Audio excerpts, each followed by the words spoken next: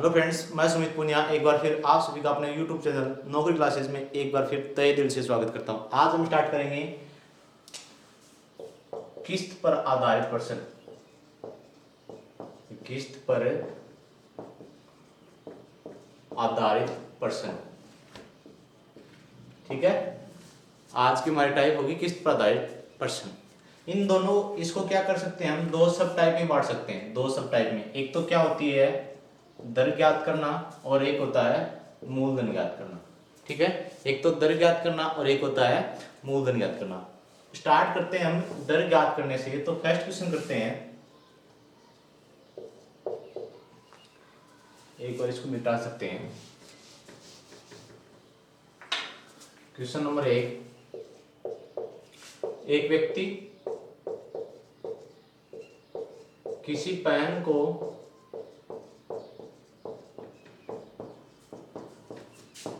10 रुपए में खरीद सकता है, परंतु वह उसे 1 रुपये प्रति माह की दर से 11 किस्तों में वहन करता है। तो ब्याज की दर क्या होगी? ब्याज की दर क्या होगी? क्वेश्चन क्या है, एक व्यक्ति किसी पेन को 10 रुपए में खरीद सकता है, परंतु उसे 1 रुपये की 11 समान मासिक किस्तों में खरीद सकता है, या फिर वहन करता है, या फिर उसे चुकाता है, या फिर प्रत्येक किस्त की राशि 1 रुपया है, 11 किस्तों में चुकाता है। तो ब्याज की दर क्या होगी? क्वेश्चन इंपॉर्टेंट ये है कि ब्याज की दर क्या है। तो दर निकालने के लिए हमें क्या करना होगा, 1 रुपये की प्रत्येक दर है। प्रत्येक दर कितने की? 1 रुपये की। मान लीजिए अपने क्वेश्चन का आंसर कितना है, 10 रुपये। एक इसमें है कैश में, यानी नगद में कितने रुपए देने होंगे उसे? 10 रुपये। अब देखो 10 रुपये नगद में दे रहे हैं, 1 रुपये प्रति माह की दर है, 1 रुपये प्रति माह की दर है, ठीक है। हर साल क्या हो रहा है, 1 रुपये चुका रहे हैं। पहले 10 चुकाए थे हमने, फिर देखो 1 चुका दिया। अब कितने बचे हमारे पास?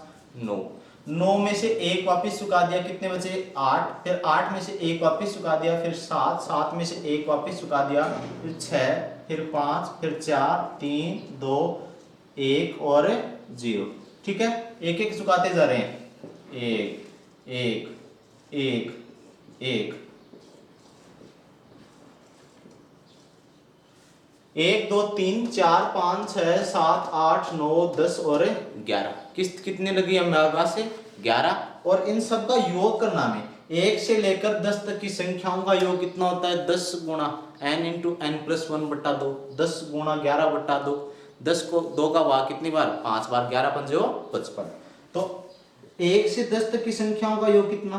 55। ये जो योग आ रहा है वो कितना होगा? मूलधन। अब कुछ सोचेंगे यार, ऐसे क्या किया हमने कि 10 9 8 7, फिर वो मूलधन कैसे आ गया? मूलधन तो हमेशा 100% होता है। हमने माना था ना कभी कि मूलधन हमेशा क्या होता है? 100%। पर मान लीजिए आप देखो, जैसे इस क्वेश्चन को एक बार छोड़ रहे हैं, 10,000 रुपए की धनराशि है, 10% की दर से हमें कितना? 2 वर्ष का ब्याज निकालना है। 10% की दर से 2 वर्ष का ब्याज निकालना है।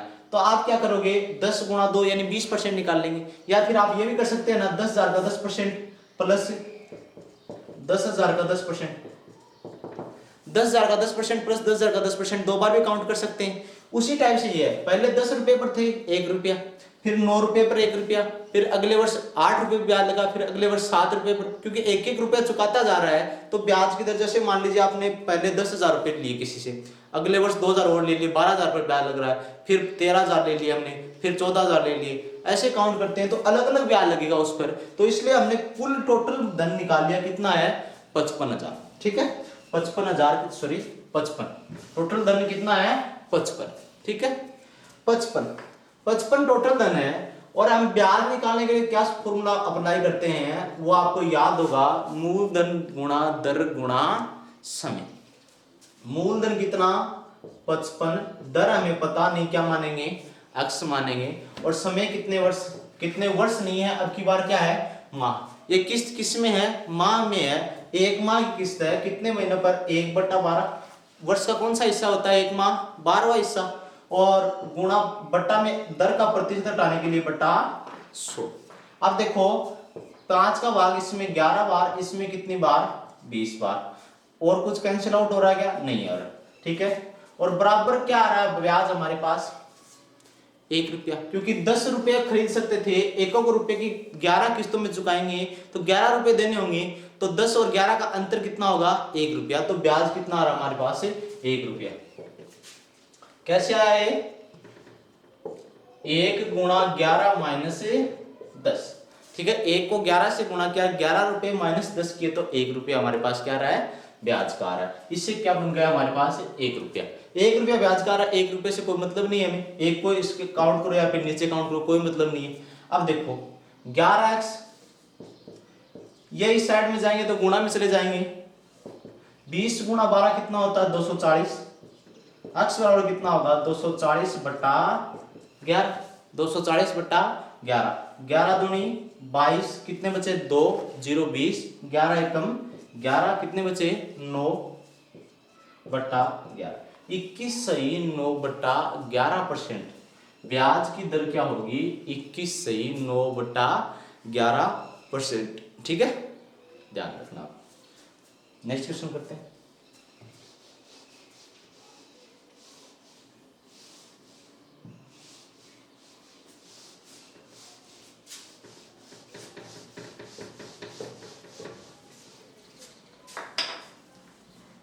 क्वेश्चन नंबर 2, एक दुकानदार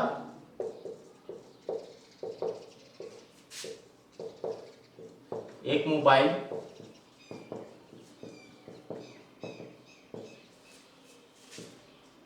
4,000 रुपए में नगद,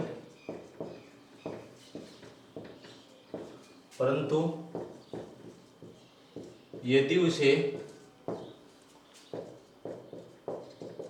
1,000 रुपए की किस्तों में खरीदा जाए, 1,000 रुपए की किस्तों में खरीदा जाए तो 5 किस्तों में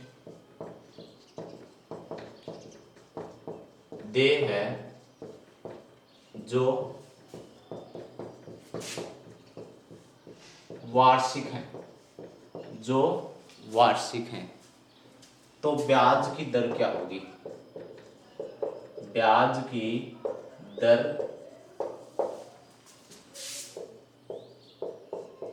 क्या होगी, ठीक है। क्वेश्चन क्या हुआ है, एक दुकानदार एक मोबाइल 4,000 रुपए में बेचता है, परंतु यदि उसे 1,000 रुपए की किस्तों में चुकाया जाए तो 5 किस्तों में देय है, तो ब्याज की दर क्या होगी। क्वेश्चन सेम है। अब देखो 1,000 रुपए की 5 किस्तों में चुकाएगा, और यदि उसे ओरिजिनल वैल्यू देखें तो कितनी है, 4,000, मूल 5,000 दे रहे हैं किस्तों में, और वास्तविक कीमत कितनी, 4,000, तो ब्याज कितना होगा, 1,000 रुपए। ब्याज कितना होगा, 1,000 रुपए, ब्याज 1,000 रुपए आ रहा है हमारे पास। अब देखो 4,000 रुपए की राशि है, 4,000, ठीक है, प्रत्येक वर्ष 1,000 रुपए दे रहे हैं, कितने बचे 3,000, फिर वापिस 1,000 दिए, कितने बचे 2,000, फिर वापिस 1,000 दिए, कितने बचे 1,000, फिर वापिस 1,000 दिए, कितने बचे 1,000, और लास्ट वर्ष कितने देंगे 1,000, सॉरी 1,000 में से 1,000 कितने 0, ठीक है। अब देखो इन सब का योग करना है, कितनी किस्त होगी 1 2 3 4 और 5, ठीक है। अब इन सब का क्या करना है, हमें योग करना है, 4 3 7 2 9 और 1 10, कितने 1,000 हो गए 10,000 रुपए की राशि, कितने 1,000 रुपए की राशि 10,000 रुपए की राशि, 10,000 रुपए की राशि पर ब्याज कितना मिल रहा है हमें 1,000 रुपए, ब्याज की दर में पता नहीं, ठीक है। 10,000 रुपए की राशि है, उस पर ब्याज 1,000 रुपए मिल रहा है, तो आपको सीधा काउंट कर सकते हैं 1,000 बटा 10,000, ठीक है। या फिर आप इस काउंट कर लें 10,000 गुणा x गुणा समय कितना 1 वर्ष, ठीक है। आपकी बार वार्षिक दी हुई तो 1 वर्ष बटा 100, एक बिंदु 2 बिंदु से 2 बिंदु कैंसिल आउट। अब देखो 2 बिंदु से 2 बिंदु कैंसिल आउट तो हो रही हैं, बराबर कितना आ रहा है, अब अपने पास ब्याज कितना आ रहा है 1,000, बराबर ब्याज कितना आ रहा है 1,000, क्योंकि ब्याज तो हमें बराबर ज्ञात होता है 10,000 रुपए की राशि पर x% की दर से 1 वर्ष में कितना ब्याज प्राप्त हो रहा है, 1,000 रुपए। ठीक है, अब देखो 100x बराबर कितना है, 1000, तो x का वैल्यू कितना होगा, 1000 बटा 100 यानी 10%। तो आंसर क्या होगा, 10%। ब्याज की दर क्या होगी, 10%। ठीक है, 10% की दर से ब्याज काउंट किया जा सकता है, जिससे क्या होगा, 1,000 रुपए की 5 किस्तें होंगी। ठीक है, कई बार क्या होता है कि कुछ व्यक्ति सभी किस्तों में न देकर कुछ कैश में कुछ किस्तों में, ठीक है, जैसे हम कोई बाइक लाते हैं तो कुछ उसका कुछ हिस्सा हम कैश में देते हैं और बाकी क्या करते हैं, किस्तों में लाते हैं, जैसे उसको बोलते हैं डाउन पेमेंट, है ना, यानी प्रारंभिक देय राशि। 3 नंबर क्वेश्चन करते हैं। एक एजेंसी में बाइक का मूल्य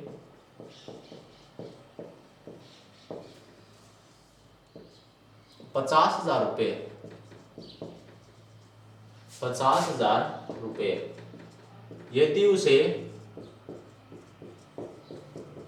10,000 नगद व 8,000 रुपये की 5 समान वार्षिक किस्तों में खरीदा जाए, वार्षिक किस्तों में खरीदा जाए, तो ब्याज की दर क्या होगी, ब्याज की दर क्या होगी। एक एजेंसी में बाइक का मूल्य 50,000 रुपये, यदि उसे 10,000 रुपये नगद व 8,000 रुपये की 5 समान वार्षिक किस्तों में खरीदा जाए तो ब्याज की दर क्या होगी। ठीक है, एक बार कोशिश कर सकते हैं आप, अगर क्वेश्चन को आप थोड़ा ऐसे चाहते हैं कि ये क्वेश्चन हम कर सकते हैं या फिर मैं इसे अपनी अलग ट्रिक से करना चाहूँ तो एक बार कर सकते हैं। ठीक है, वीडियो को पॉज करके एक बार क्वेश्चन कर लीजिएगा।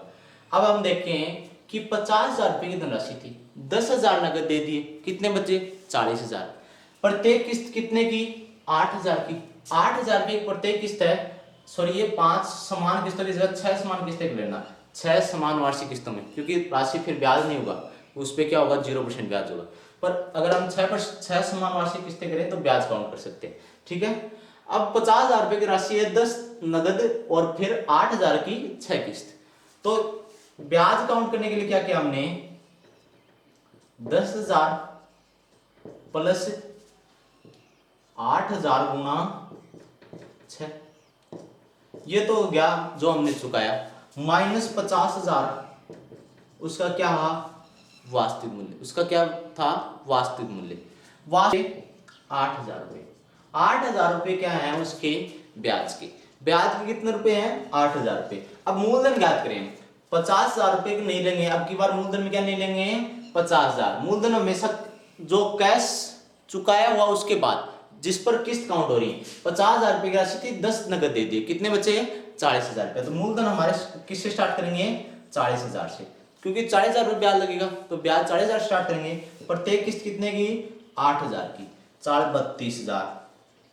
फिर देखो 8,000 माइनस किए कितने आए, 24,000। फिर देखो 8,000 माइनस किए कितने आए, 16,000। फिर 8 माइनस किए 8,000। फिर 8 माइनस किए 0, 8,000। इसकी वैल्यू कितनी आई, 40, 32, 24, 16, 8, 16, 8, 24, 24 दूनी कितने हो गए, 48। ठीक है, 48 प्लस 32 जोड़े अगर 70, 70, 40 कितना हो गया, 1,10,000।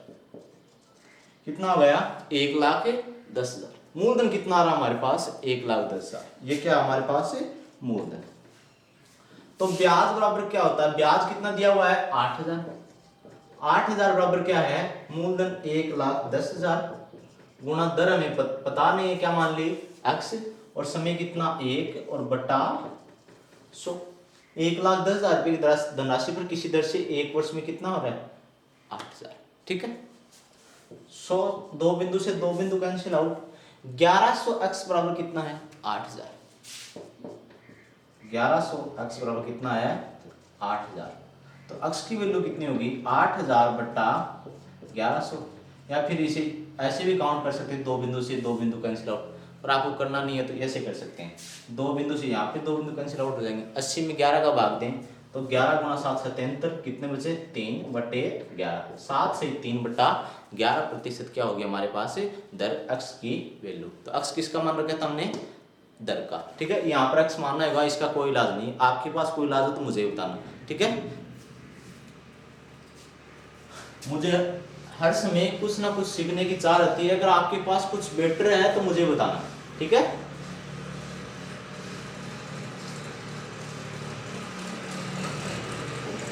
लास्ट क्वेश्चन करते हैं इस टाइप का, दर वाली का, क्वेश्चन नंबर 4। एक फ्रिज विक्रेता, फ्रिज को हिंदी में बोलते हैं रेफ्रिजरेटर, फ्रिज विक्रेता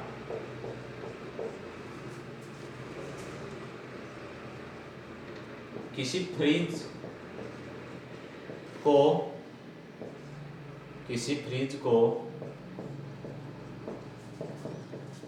20,000 रुपये नगद या 5,000 रुपये नगद एवं 4,000 रुपये की 4 समान मासिक किस्तों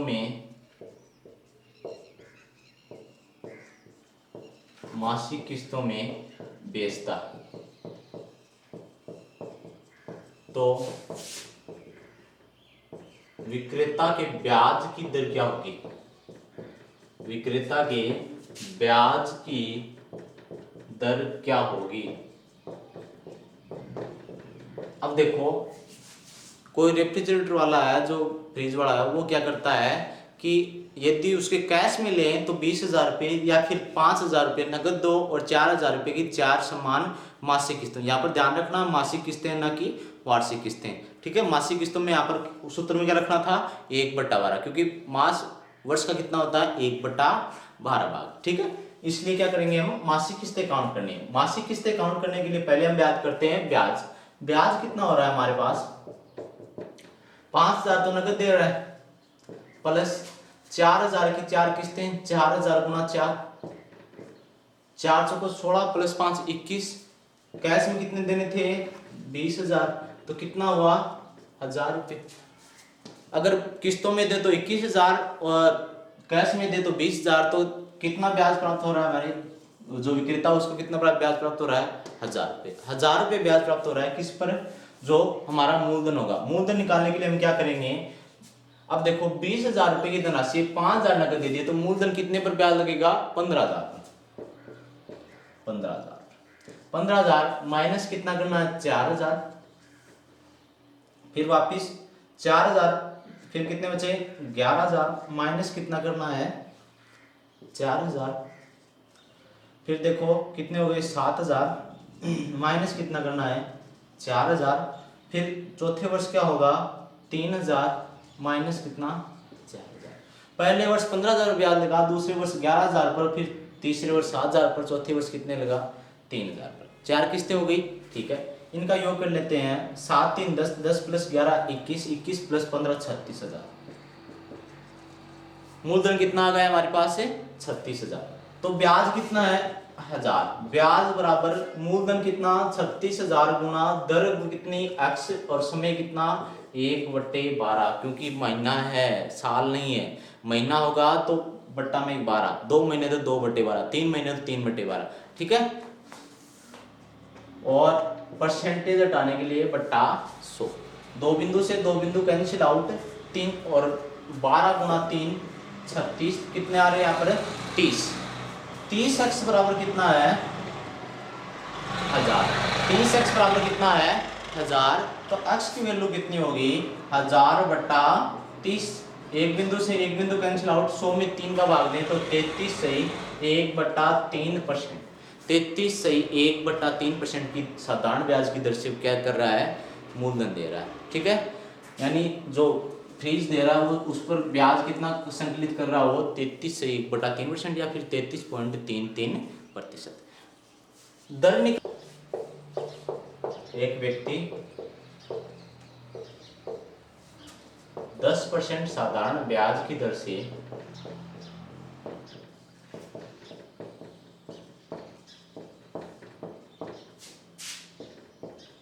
33,000 रुपये के लोन को चुकाने के लिए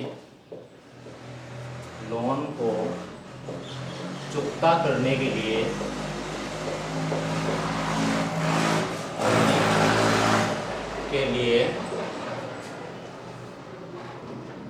तीन समान वार्षिक किस्तों को चुकाता है तो प्रत्येक किस्त की राशि क्या होगी? प्रत्येक किस्त की राशि क्या होगी?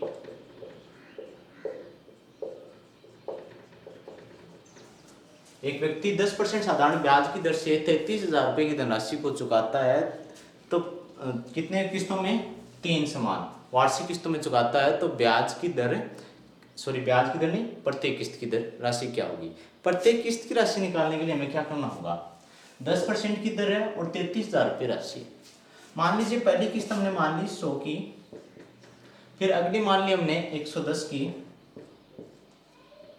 और फिर अगली मान ली हमने 120 की। क्यों मानेंगे हम? पहले हमेशा पहली किस्त कितने की माननी है? 100 की। वास्तविक तौर पर हमेशा कितने की होती है? लास्ट किस्त होती है, पर हम मानते हैं पहले, क्योंकि 100 से स्टार्ट कर लेंगे तो आपके लिए समझना अच्छा होगा। वास्तविक तौर पर यह लास्ट की होती है, पर हम मानेंगे 100 फर्स्ट वाली 100, और 10% दर है तो 100 प्लस 10 कितना होगा? 110, फिर वापिस 110 प्लस 10 कितने हो गए? 120। योग कितना आ रहा है? 330, और इसको क्या मानेंगे हमें? मूलधन। मूलधन हमारा पास कितना आ रहा है? 330। मूलधन 330 और किस किस का से कितना है? 330 बराबर कितना है? 33,000। 330 बराबर कितना? 33,000। तो एक की वैल्यू निकालें तो देखो 330 से 330 कैंसिल आउट कितने आ रहे हैं? दो बिंदु मतलब क्या है? दाई और सैकड़ा, है ना, यानी 100। एक बराबर कितना आ रहा है? 100। एक के बराबर कितना? 100। एक यूनिट की वैल्यू कितनी है? 100 है। तो प्रत्येक किस्त जो है वो हमेशा कितनी माननी है हमें? 100। प्रत्येक किस्त क्या माननी है हमें? 100। 100 बराबर क्या होगा? 100 गुणा 100 यानी 10,000। प्रत्येक किस्त की राशि कितनी होगी? 10,000। ठीक है, नेक्स्ट क्वेश्चन करते हैं।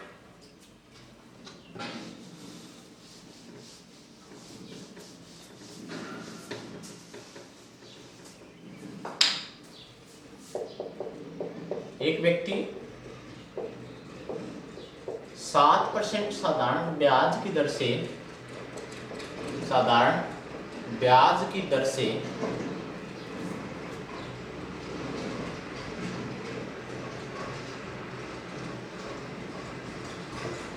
8,840 रुपये की धनराशि को 4 समान वार्षिक किस्तों में चुकाता है। 4 समान वार्षिक किस्तों में चुकाता है तो प्रत्येक किस्त की राशि क्या होगी?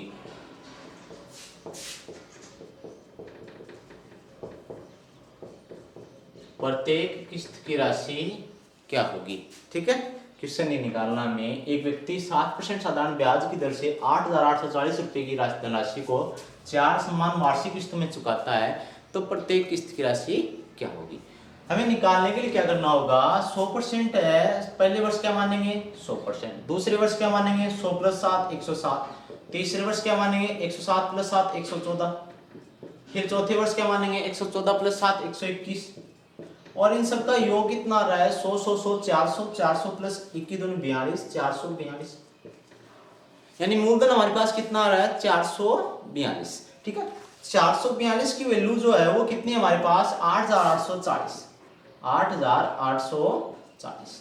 तो 1 की वैल्यू कितनी होगी, 442 का भाग कितनी बार, 2 बार, 2 और 0 20, यानी 1 की वैल्यू कितनी आ रही है हमारे पास से 20। 1 की वैल्यू 20 आ रही है। तो देखिए फ्रेंड्स, क्या करना है हमें, प्रत्येक किस्त की राशि निकालनी, और प्रत्येक किस्त की राशि निकालने के लिए वो हमेशा किसका मान रखना है, 100 का। 100 बराबर क्या होगा, 1 बराबर 20 है, तो 100 गुना 20 यानी 2000 रुपए। प्रत्येक किस्त की राशि कितनी होगी, 2000 रुपए। लास्ट क्वेश्चन करेंगे फ्रेंड्स, सिंपल इंटरेस्ट का लास्ट क्वेश्चन होगा इसी टाइप का, और आपको सभी को करना है, ठीक है। यदि ये क्वेश्चन आप सभी कर लेते हैं तो मतलब जो मैंने पढ़ा है वो आपको समझ में आ रहा है, वरना व्यर्थ है सब।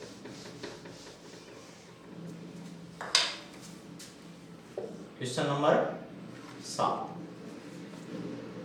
एक व्यक्ति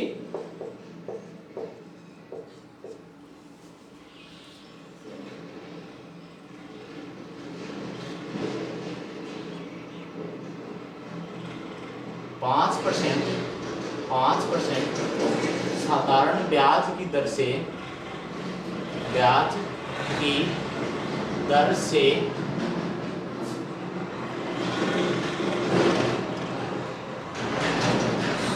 16,500 रुपए की धनराशि को 16,500 रुपए की धनराशि को 5 समान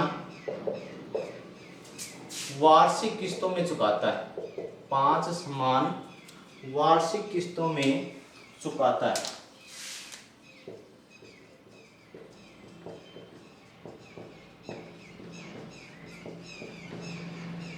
तो प्रत्येक किस्त की राशि क्या होगी,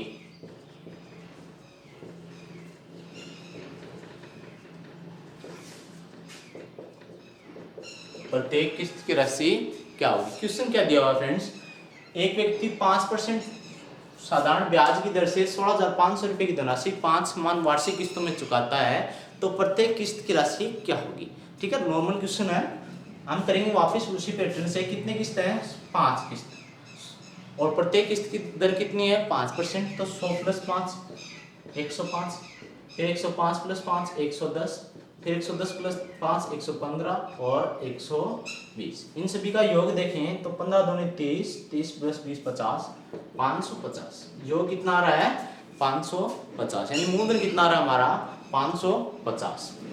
550 की वैल्यू कितनी है, 16,500। तो एक बिंदु से एक बिंदु कैंसिल आउट, 55 की बार कितनी बार, 3 बार, 3 के आगे 1 0 है, 30। 1 की वैल्यू कितनी आ गई हमारे पास फ्रेंड्स, 30। प्रत्येक किस्त की राशि निकालनी है, तो 1 की वैल्यू 30 है, तो 100 की वैल्यू कितनी होगी, 100 गुणा 30 यानी 3000। प्रत्येक किस्त की राशि कितनी होगी,